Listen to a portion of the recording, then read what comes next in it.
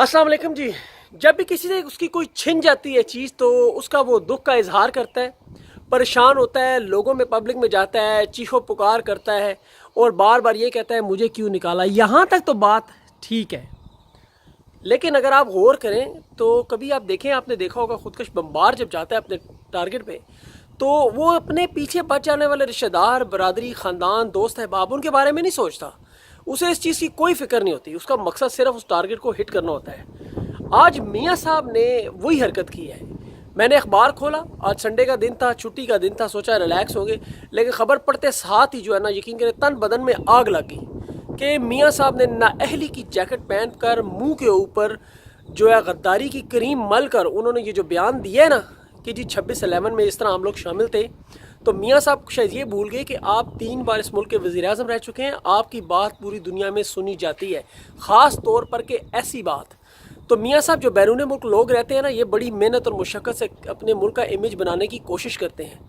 ये जगह जगह वहाँ जाकर पाकिस्तान के सफ़ीर बनते हैं, और आप जैसे शख्स उठ के सिर्फ अपनी करप्शन बचाने के लिए, सिर्फ अपना मालो दौलत और अपने बच्चों को बचाने के लिए सिर्फ और सिर्फ कुछ भी कर सकते हैं।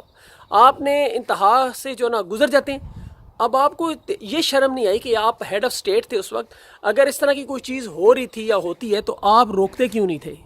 जब भी आपकी हुकूमत जाती है, आपको गर्दन में से सरिया निकालने की कोशिश की जाती है, आप फ़ौरन जो है उस वक्त जो है मुजाहिद बन जाते हैं।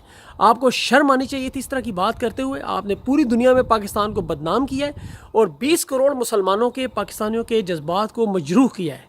अगर इन चीज़ों में किसी किस्म की भी सच्चाई थी तो मियाँ साहब आपको उस वक्त इन चीज़ों पर स्टैंड लेना चाहिए था। आप बुज़दिल शख्स हैं, ये तो पूरा पाकिस्तान जानता था, लेकिन आप गद्दार भी होंगे ये हमें नहीं पता था।